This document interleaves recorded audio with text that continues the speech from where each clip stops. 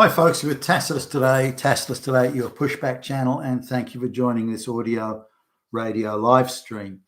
In this essay, I'd like to talk about the way that each of the World War II wartime leaders, so Hitler, Stalin, Churchill, Roosevelt, they're the main ones. I suppose we could include Mussolini and Chiang Kai-shek and so on, or Tojo in Japan, but just those four. How did they deal with their generals, their administrative staff? The senior wartime production guys, the heads of industrial groups, and so on. So it gives a bit of a window into how the war was run and the mistakes that were made, the type of mistakes that were made, but also the relationships, whether they be professional, very petty and childish, and so on. So it's a real window into the administration of war generally, both military and industrial. So let's take a look at that. And I've got a number of I'm a bit of a book collector. I've got a number of books in front of me which talk about specific chapters which focus on how Roosevelt, President Franklin Roosevelt of the United States, dealt with his military and industrial people in the United States. Winston Churchill, a British Prime Minister, how he dealt with those people. Hitler, how he dealt with it, and of course Stalin of the Soviet Union. And now there's it's certainly out of Hitler, Churchill, and Roosevelt. If you just took away their names and just looked at the interactions and what was said and how it was said and how each dealt with the people, you'd struggle really to find a difference. You could almost interchange, Churchill with Hitler and Roosevelt with Churchill and Hitler. And you could, again, if you take away the names, just looking at the interaction and administratively sort of how they interacted and worked, there isn't that really any obvious or noticeable difference. Now, this did change sort of towards the middle of 1943, or just after the middle of 1943, when Hitler was wanting to take more decisions upon himself. So decisions that should have been left to generals and corps commanders and that sort of stuff. Hitler was wanting to make those decisions. So if a general decided to move his division of 15,000, 16,000 men a few kilometers this or that way, Hitler wanted to know about it and make that decision personally, or at least have the right to override any lower down decisions. Now, this meant that his workload was absolutely monstrous, and the stress of trying to handle and manage that many micro decisions wore him down pretty quickly, and particularly given that the war was going rather badly for him at that point. So he started to go, as anybody would in those sort of stresses, he started to go off the rails. But before that, you'd struggle again, as I mentioned, to find a difference. Now, some of the things, when Britain looked like it was about to be invaded and there was sort of all-around panic, Dunkirk, the huge defeat in France, the Royal Air Force, the British Royal Air Force, was seriously hard-pressed, and only because the Luftwaffe changed tactics did the RAF survive. Otherwise, they would have been overwhelmed. So Britain was faced with the situation. They had a third-rate army, a second-rate navy in reality, and struggling desperately to hang on to somewhere between first and second grade, probably second grade, I would think, Air Force. They were outclassed in every department by the Germans and also by the Japanese, interestingly, when that war broke out. But nonetheless, while the pressure was on and they were desperate, there was the pettiness and the petty little bickering was quite minimal. I mean, it went on. There were people who thought they should have been accorded more respect or given more senior positions, or that their opinion should be listened to more closely. These sorts of things still went on. But the reality was they were quite determined at that point, when threatened with imminent invasion, that they put aside petty differences. But as soon as the threat of invasion passed and it became unlikely, and certainly when the Nazis attacked the Soviet Union, when it became very unlikely indeed that they'd be invaded, then petty rivalries and petty bickering started to come out, in force, and petty bickering with General de Gaulle of France, and again him having petty bickering with the Free French and with the Vichy French and so on. So it's stunning just how petty these people, or many of them, not all of them are. A lot of them are there on ego. A lot of them are there because they're well connected politically, and the number of people who are there for incompetence for only competence is actually very few. And this was something that made, why were the Nazi armies winning so much? Why were they decisively defeating? The reason being is Hitler was very much focused on hiring the best talent around him, and this was the case when he became chancellor. As much as the Nazi goons may have been unimpressive, Hitler put some pretty smart guys around the place, listened carefully to the industrialists who were capable, listened to the generals who had the expertise, and so on. So the generals of the Wehrmacht, of the Nazi army, they were of the highest quality and highest caliber, and were impressive in anyone's language. And even today, you ask any of the military minds of the current day, the most impressive army of modern history, and they will always say the Wehrmacht. In terms of quality of training, equipment, generalship, leadership, organisation, the reconnaissance capacity, all just about in every imaginable way, they would say that. Not that it was perfect in every way, but on a relative basis, relative to the other combatants, it was perceived then and indeed today as the best around. It was overwhelmed by numbers and materiel and so on ultimately, but this didn't detract from its high quality.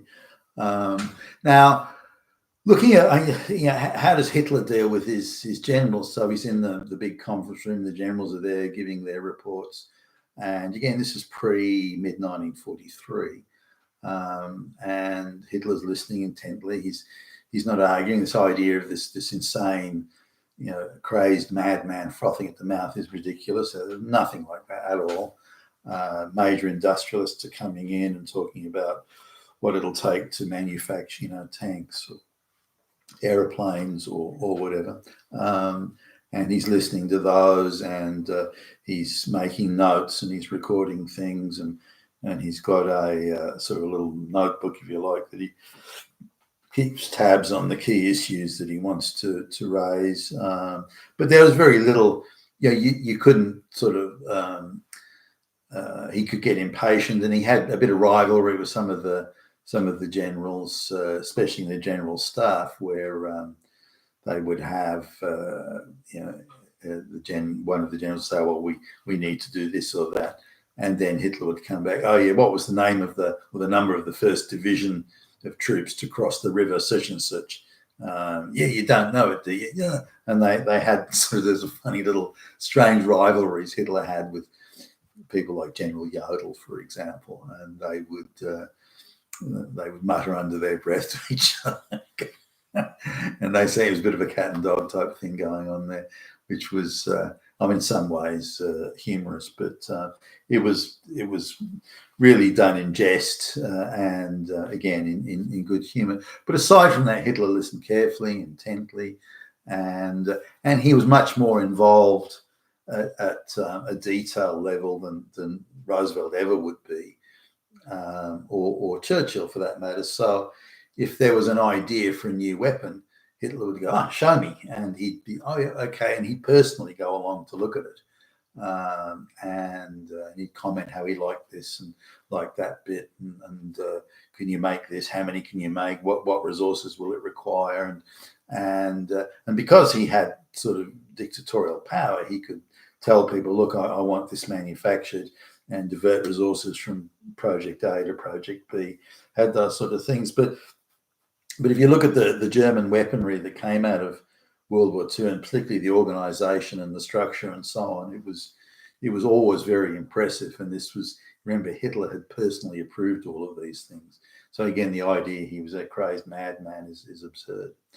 Now there were, the failings of, say, Churchill. Now Churchill had, we didn't have dictatorial power in the way that Hitler did, but it wasn't that far off. Remember, the British government had invoked Emergency Powers Act, which gave it dictatorial powers and a lot of arbitrary powers, such as arbitrary arrest and all sorts of things like that. Now, they were still concerned about public opinion, but so was Hitler.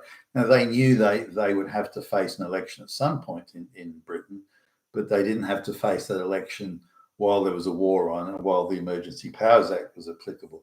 Now, Hitler never had to face an election, so he could behave a little differently, but he was vitally concerned about public opinion. Strangely so for a dictator, unlike Stalin, who didn't give a fuck about it, but Hitler did, possibly because he came to power through the democratic process, but he was very mindful of that and was constantly talking about, no, we can't increase military production because that means there'd be less goods and services for the public, and I don't want that, and I don't want the German people to suffer, and I don't want young women of childbearing age having to work in factories, and so on and so forth. So now Churchill had a number of, he would overrule generals, he would sack generals, and for really quite frivolous and I think rather, just ego-based type things. Now he may re-employ them elsewhere in lesser jobs, but he was quite prone to fire generals, I think, for the wrong reasons, and appoint generals who would say, yeah, I'll do that. Yeah, I'll do that. And to be more agreeable and give him optimistic forecasts than he was people who would get the job done. And he fired generals who were had very few resources and were outnumbered and overwhelmed, these sort of things, when they shouldn't have been fired, in my view. Now, also, Churchill was overruling the naval and military people all the time. No, to do this, do that. No, go ahead and do this. Now, Churchill imagined Britain was in the days of the height of the empire, when Britain had a first-rate army and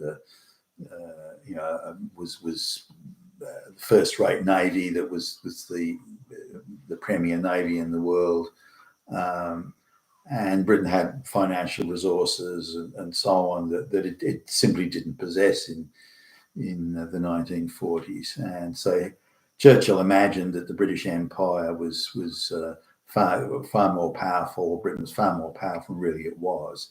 It just didn't have the resources to. I mean, it had no hope at all of defeating Nazi Germany. None, not even a snowball's chance.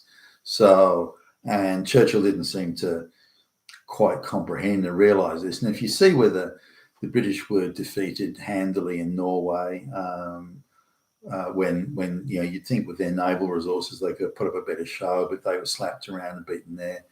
Absolutely, kicked out of France during in the 1940 attack, and just have been generally unimpressive all around. The naval encounters were unimpressive, and again they hung on by a thread in the air war with the Royal Air Force, just barely for hanging on long enough to sort of call it a draw with the Luftwaffe. So yet Churchill would look at a map of Europe and he would start to cry and say that he was going to sweep all of Europe clean of the darkness of Hitler and this sort of stuff, but with what and how it will be done, with what resources. He's got a third-rate fucking army, for Christ's sake. There's no way he can defeat a well-kitted up Wehrmacht. Not even a snowball's chance. So Churchill was constantly bursting out in tears and with the stress and the strain of running the war and making decisions. But he was constantly overruling his generals and naval officers, usually turning into a disaster. By the way, his overruling of them was almost always resulted in some sort of fuck up. So very poor track record there. Similarly with production, the British production of war materiel was really quite slow. Their ability to replace losses and so on. It was I think very ordinary, the sort of production and output, and there was a lot of rationing, caloric down to the calorie level of rationing. I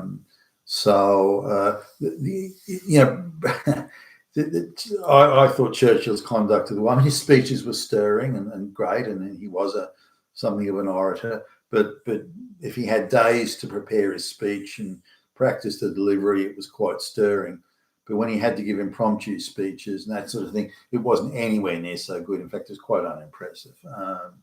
So Hitler's relationship with his generals, I thought, was petty. A lot of petty overruling. A lot of Churchill wanting to pretend that the British Empire was all powerful and could project power in all directions. And he fancied himself as being someone that would always conceive of the strategic masterstroke that would just turn it all around. But really, none of these strategic masterstrokes that he imagined took place. Now, he sort of hustled the armed services to do things they weren't ready for and didn't want to do.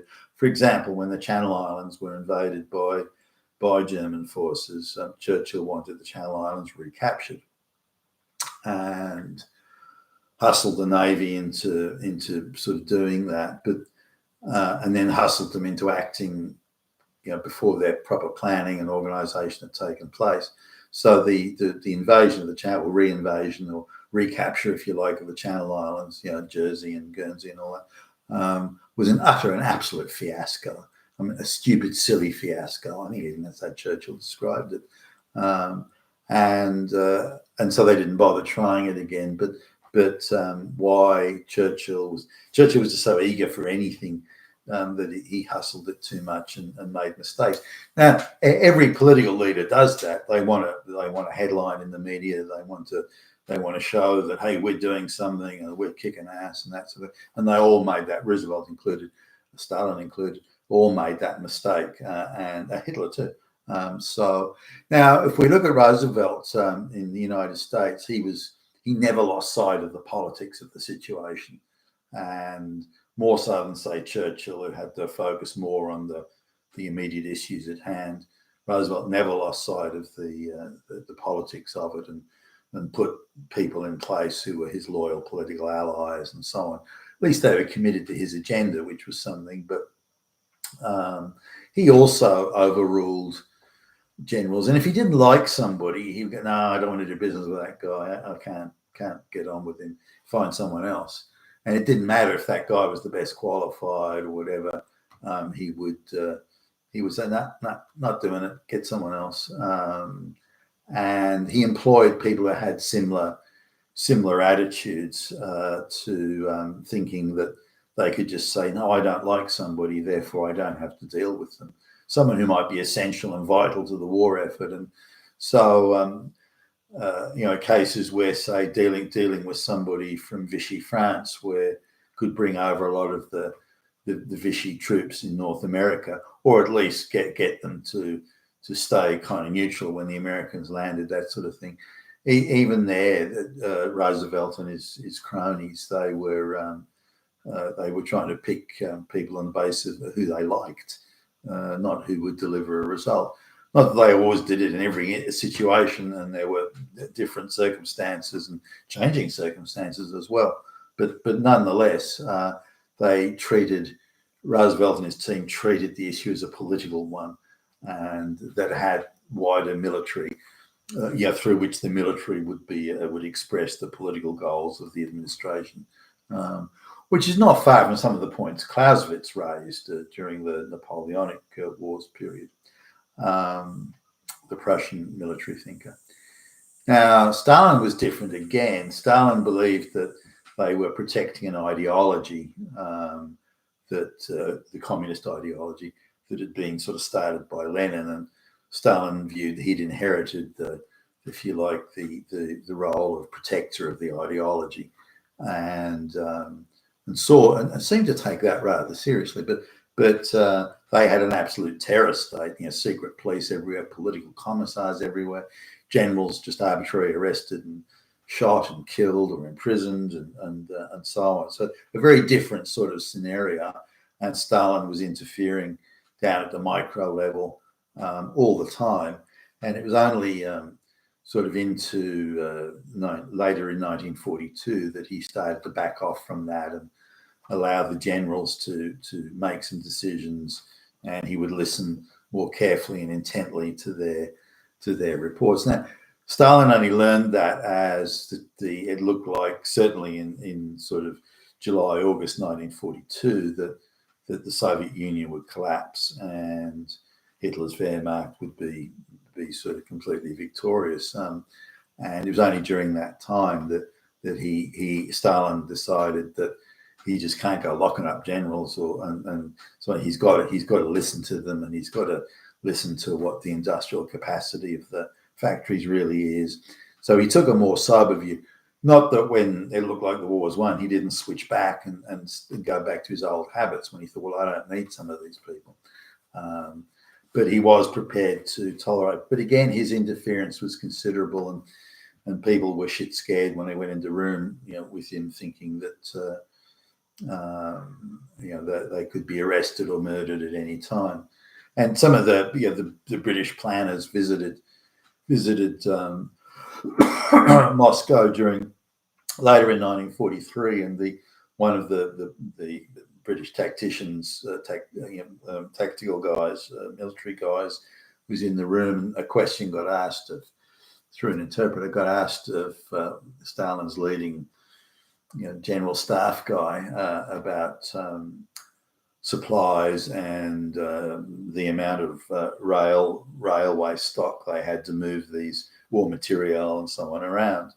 And the guy was terrified because if I say something, that means I may have disclosed a secret Stalin doesn't want them to know, and I may get killed for that. Or if I don't answer, Stalin might think I'm incompetent and kill me for that. So there's this guy, this terrified general, standing there breaking out into a sweat, clearly on the verge of a nervous breakdown. And the British guy's recording this. And Stalin casually makes remarks here and there about how many officers he's had killed for alleged cowardice or this or that or the next thing, which is quite ridiculous. But it shows the extent to how. So again, when you look at it, Hitler's meetings with his generals was a very sober affair, boring affairs. They went over numbers and went over things. There was some, you see, when the difficult decisions come in, the stresses that Britain was under in 1940-41, the stresses that Stalin was under in 41-42, and the behaviours or misbehaviours or erratic behaviours are generally clustered around the stresses of the time. You're about to be invaded, about to be defeated, about to be captured. Those sorts of stresses where the stakes are very high and balancing on a knife edge, and that started to come to and as Hitler was under more stress as the war was going badly for Germany, then he too started to demonstrate the erratic behaviours that Churchill and Stalin, and to some extent Roosevelt, did in the earlier part of the war. So and some little interesting things come out of this. For example, the American and British bombing raids on Germany are picking up speed. So the Germans have dispersed, the Nazis have dispersed their manufacturing so that the tank cannon is built there, and the chassis built here, the wheels are built somewhere else, and the some other part built in another factory, and so on. And then they'd have assembly factories or part assembly. So they part assemble, then they'd have a final assembly. So it was all distributed around. Not that efficient, but they did rather well with it, and were able to increase production of war material even in spite of that. But because of the bombing raids that the Americans and the British were launching on Germany, attempting to go after industrial targets, but because it was so dispersed, they couldn't really find targets to sort of zero in on. So there was a powerful anti-tank gun, which is the 88 millimeter that the Wehrmacht had, and it was hugely successful at knocking out the heavier Russian tanks. And most of the Russian tanks had quite heavy armor on them. And so it took an 88 millimeter or a high-speed 50 millimeter to knock out a lot of these tanks. And this 88 millimeter gun or cannon, field gun, was also a dual purpose. It could be used for anti-aircraft as well, quite successfully.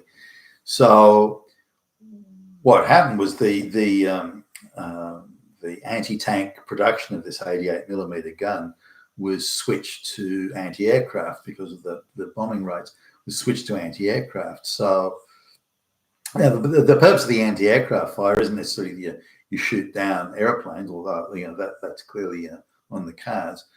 But if you've got a good canopy of anti-aircraft fire, it means the bombers have to fly at a much higher altitude, and they can't do any sort of pinpoint or accurate bombing.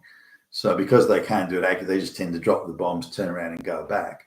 So they don't achieve much.